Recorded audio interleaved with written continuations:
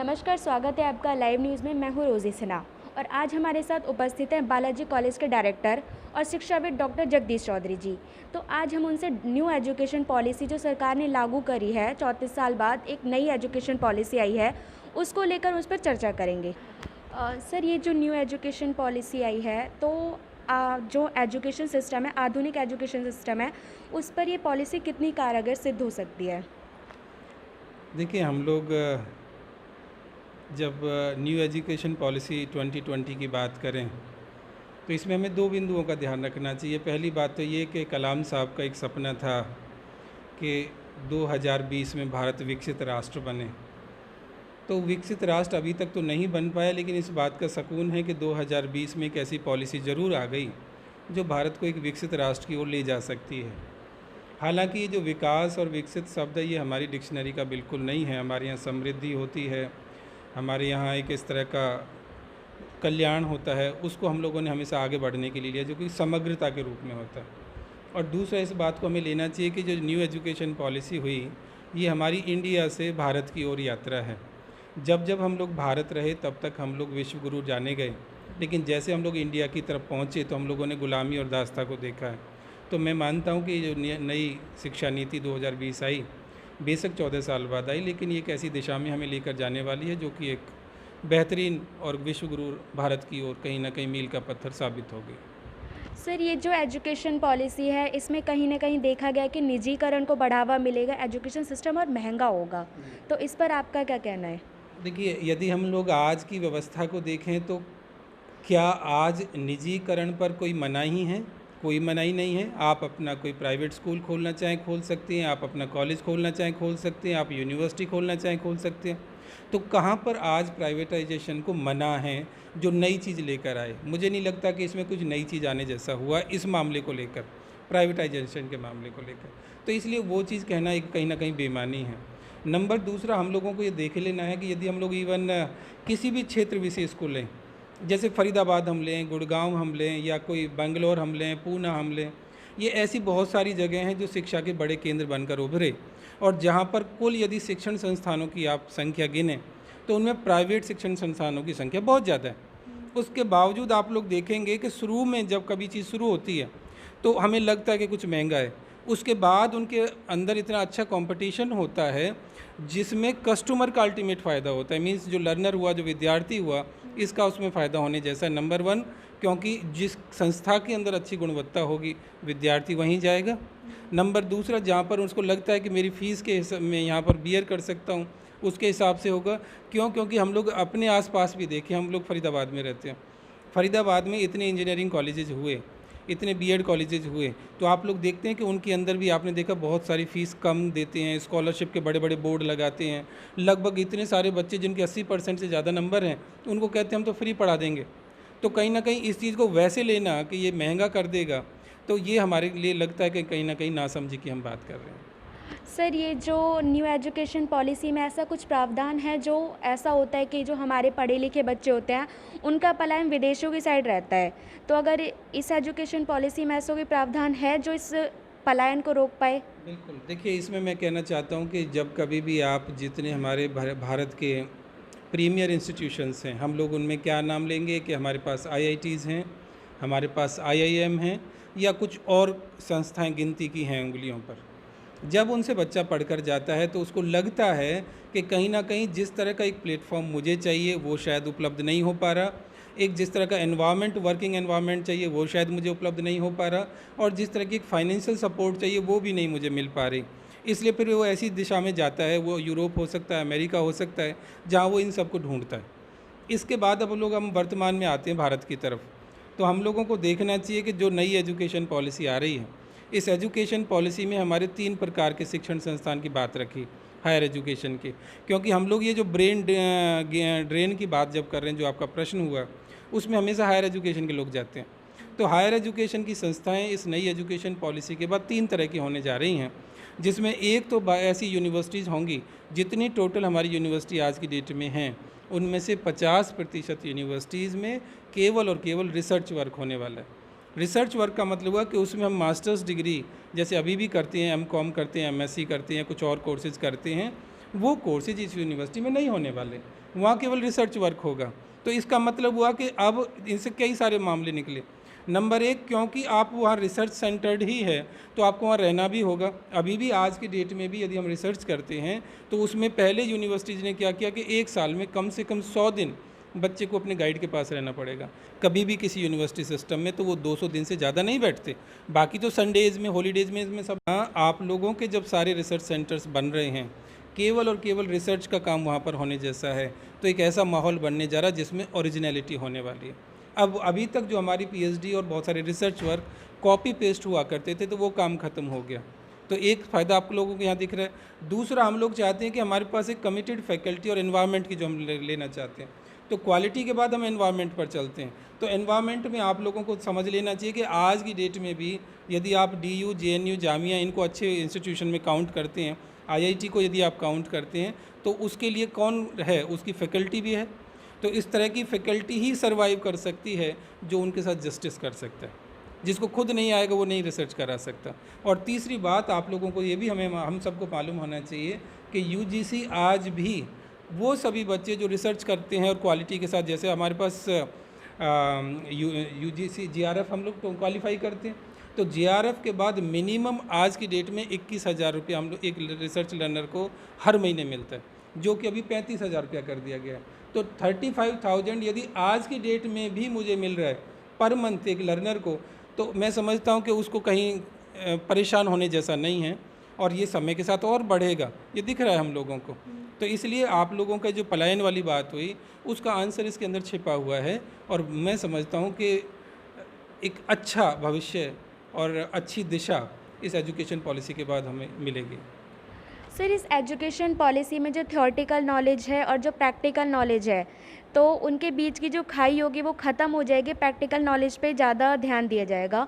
तो इस पर आपका क्या कहना है? देखिए, सबसे पहली बात तो हमें ये समझ लेना चाहिए कि अभी तक भारत में वोकेशनल शब्द का ही मिस इंटरप्रिटेशन हुआ है। इसकी ठीक से व्याख्या हम लोगों ने नहीं की। मैं अक्सर देखता हूँ कि हमारे आस पड़ोस में क्या होगा कि कुछ आईटीआई खुल जाएंगी, कुछ और कंप्यूटर कोर्सेज़ खुल जाएंगे, और उसके बाद हमारे यहाँ बोर्ड लगा दिया जाएगा वोकेशनल कोर्सेज़ कराए जाते हैं। और उसके बाद आप लोग जब एडमिशन लेने पहुँचेंगे तो वो कहेंगे इस ट्रेड में तो सारी सीट भर गई हैं, आप उस ट्रेड में ले लीजिए। तो इसका मतलब पहले तो हमें यही नहीं मालूम है वोकेशनल का मतलब क्या होता है। मान के चलें आप लोगों को मास मीडिया का अच्छा लगता है इस दिशा में काम करना, मान के चलें मुझे टीचिंग करना अच्छा लगता है, किसी और को पेंटिंग करना अच्छा लगता है, किसी को किसी एसी या रेफ्रिजरेटर ठीक करना अच्छा लगता है, वो अलग दिशाएं हैं उसकी। तो वो अपनी दिशा जो पेंटिंग का है वो पेंटिंग करना चाहता है। जब मेरा इंटरेस्ट किसी फील्ड में होता है तो उसमें क्या होता है, थकान नहीं होती, उसमें उसका थिंकिंग चलता है, तो उसमें इम्प्रूवमेंट की बात रहती है, उसमें हमेशा क्वालिटी और डेडिकेशन दोनों रहता है। और उसके बाद क्या होता है कि यदि उस इंटरेस्ट की चीज़ को मेरे साथ कराते हो तो उसके साथ यदि मेरी इनकम जोड़ दी जाती है, जैसे मैं क्रिकेट खेलता हूँ, मेरा इंटरेस्ट है, उसमें मुझे इनकम भी होने लगे, इसको हम वोकेशनल बोलते हैं। मैं पेंटिंग करता हूँ, यदि वो बिके और उसके बाद मेरे उसमें लाइवलीहुड चल जाता है, उसको हम वोकेशन बोलते हैं। इसलिए इंटरेस्ट प्लस इनकम, इन दोनों को जोड़ते हैं तब हमारा वोकेशन कहलाता है। इसलिए हम, कोई बच्चा किसी फील्ड में जाना चाहता है, आप एडमिशन कहीं और दे रहे हैं और वो मजबूरी में ले रहा है क्योंकि अर्निंग हो जाए, क्योंकि सिर्फ अर्निंग का नाम वोकेशन नहीं होता है। क्योंकि आज की डेट में भी 90% से ज़्यादा लोग माल एडजस्टेड हैं। इट मीन्स मेरा इंटरेस्ट इसमें है लेकिन कहीं और कर रहा हूँ केवल अर्निंग की वजह से, तो मैं वहाँ फ्रस्ट्रेटेड हूँ। आप लोगों से पूछेंगे तो वो बताएंगे कि मैं सेटिस्फाई नहीं हूँ यहाँ की वर्किंग एनवायरनमेंट से, फलाना से, ढिमका से। क्यों? क्योंकि वो लोग जो चाहते थे जिस दिशा में जाना वहाँ नहीं पहुँच पाए। इसलिए वोकेशन को पहले समझना है। दूसरी बात, जैसा इवन मोदी जी भी कह गए हैं और हमारी शिक्षा पॉलिसी बता रही है सीधे सीधे तरीके से कि हम लोगों को जब शुरू से ही, अभी तक हमारे एग्जाम्पल दिए जाते रहे यूएसए के, कि हम लोगों का बच्चा जब जाता है यूएसए में तो शुरू के 3 से 7 दिन उसका सिर्फ इंटरव्यू चलता है, उसके बाद उसकी डायमेंशन क्लियर होती है कि वो किस दिशा में हमें लेकर जाना है। इट मीन्स कि वहाँ पेंटिंग हुई या कोई और दिशा हुई वो भी बचपन में तय कर दी जाती है आप लोगों की नर्सरी में, क्योंकि 7 दिन में उसको एक ऐसी दुनिया में छोड़ा जाता है जहाँ पर सभी तरह की सुविधाएं उपलब्ध होती हैं। वो जिस पर जाके रुकता है, जिसमें ज़्यादा समय लगाता है, जिसमें खुश महसूस कर रहा होता है, उस दिशा में उसको लेकर जाते हैं। तो अब जो हमारी एजुकेशन पॉलिसी में अब देख रहे हैं ना, हमने क्या किया कि 5+3+3 ये सिस्टम लेकर आए। और हम लोगों ने क्या कहने की बात हुई, अभी भी इसमें गलतफहमी है कि हम 9वीं क्लास के बाद वोकेशन की बात कर रहे हैं। ये बिल्कुल सही नहीं है, क्योंकि ये चीज़ भी शुरू में ही आ जाती हैं। तो इसके लिए जैसे हमारे पास शिक्षा के लिए एक सज्जन हैं, उनका नाम आपने पढ़ा होगा, दिवा स्वप्न एक बुक आई गीजू भाई बधेका की। तो गीजू भाई को आप लोग देखेंगे तो उन्होंने तो नर्सरी से ये सारी बातें अपने बच्चों के बीच में रखी हैं वोकेशन की। तो इसलिए वोकेशनल और जॉब ओरिएंटेशन वाला मामला, ये सारी चीज़ें विद्यालयी शिक्षा में शुरू होने जा रही हैं और इसके लिए हम लोगों को उसका स्वागत भी करना चाहिए और ये चीज़ें हमें जल्दी देखने को मिल जाएंगी। सर, ये जो एजुकेशन पॉलिसी है, देखा जाए तो इसके मायने बहुत हैं, लेकिन क्या आपको लगता है कि सरकार इसे ठीक से इम्प्लीमेंट कर पाएगी जैसे इस पॉलिसी में बताया गया है? देखिए, सबसे पहली बात तो हम लोगों की ना ये जो मानसिक जो गुलामी है, ये निकल नहीं पा रही हम लोगों से। हम लोग ऐसा क्यों मानते हैं कि सारा काम सरकार ही करती है? ऐसा सोचना ही गलत है। मैं मानता हूँ कि ब्रिटिश कॉलोनी जब हम लोग बने, तो उसके बाद हम लोगों के अंदर इतनी गहरे से दास्तां भर दी गई कि उसके बाद हम लोग ऐसा मानते हैं कि जब कोई साहब लोग करेंगे तभी कुछ होगा। लेकिन यह हमेशा याद रखें, भारत अप दीपो भव की भूमि है, एम ब्रह्मास्मि, यहाँ हम लोग हमारा फॉर्मूला है। मीन्स मुझे अपने से शुरू करना है। गौतम बुद्ध किसी यूनिवर्सिटी के पास नहीं जाते कि मुझे आत्मज्ञान दीजिए, वो अकेले में जाके अपने आप से शुरुआत करते हैं। हम सबके पास वो पोटेंशियल है, बस उसको एनलाइटन करने के लिए, उस एक एनवायरनमेंट के लिए हम लोग जाते हैं।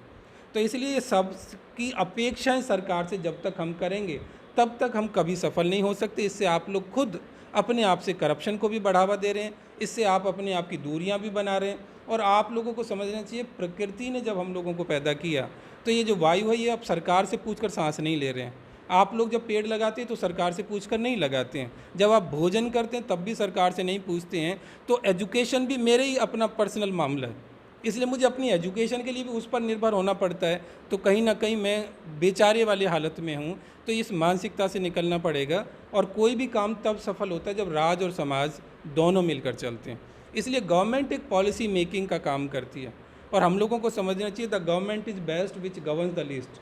जो सरकार सबसे कम शासन करती है वो सरकार सबसे अच्छी होती है।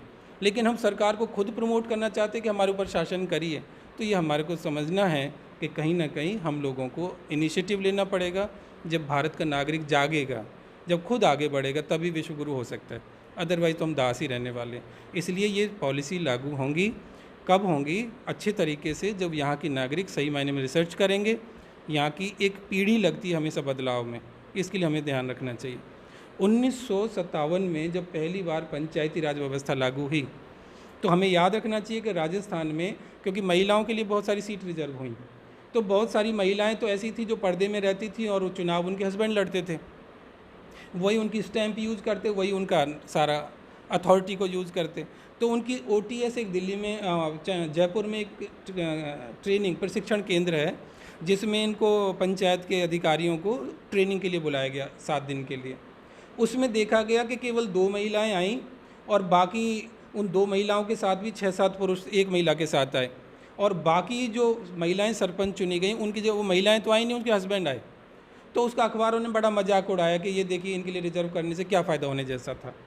लेकिन उसके बाद हमें याद रखना चाहिए कि जब 1962 में आते हैं, 67 में आते हैं और आगे के समय पर चलते हैं, तो वो जो पुरुषों की संख्या थी वो घटती चली गई और महिलाएं खुद आने लगीं। आज 2020 में आप लोग देखते हैं, आप लोगों के शहरों के मेयर महिलाएं बन रही हैं, अकेले ही खुद सारा काम करती हैं। तो वो बदलाव के लिए माना कि एक पीढ़ी लग जाती है, लेकिन आप शुरू ही नहीं करेंगे तो कभी होने वाला नहीं है, और दूरी आप बढ़ाने जा रहे हैं।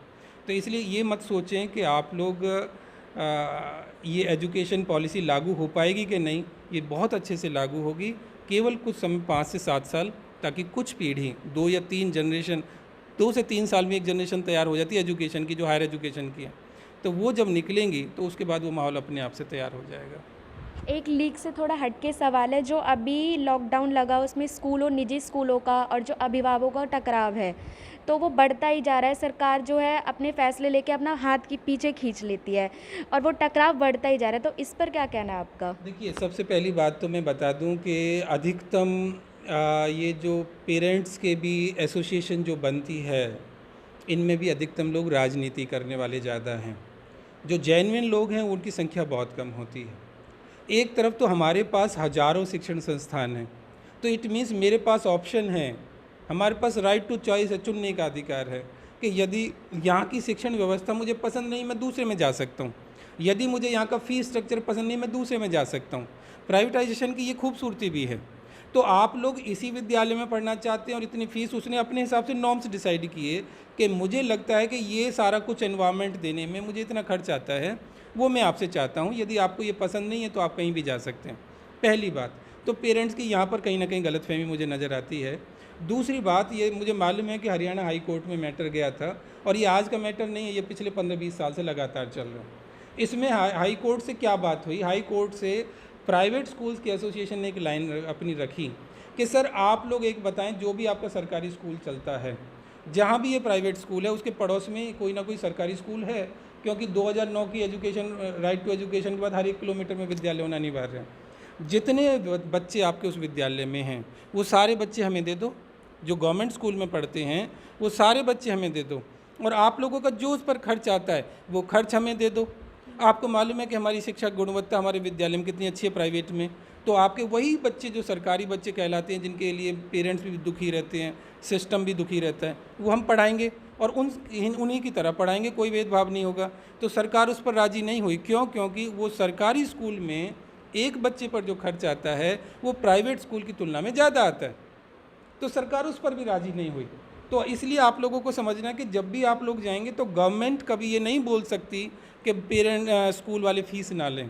इसलिए कोर्ट का ऑर्डर भी यही आता है, मिनिस्टर की भी स्टेटमेंट यही होती है, क्योंकि उनकी मजबूरियां हैं। क्योंकि जब सर्वाइवल करना है संस्था को तो आप लोगों को उसके हिसाब से बेसिक चीज़ें पूरा करना पड़ेगी।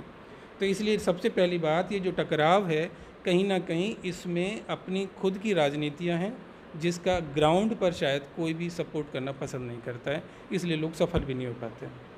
खबरों की विस्तार से जानकारी के लिए सब्सक्राइब करें हमारा चैनल और क्लिक करें बेल आइकन पर, ताकि कोई भी खबर आपसे अछूती ना रह सके।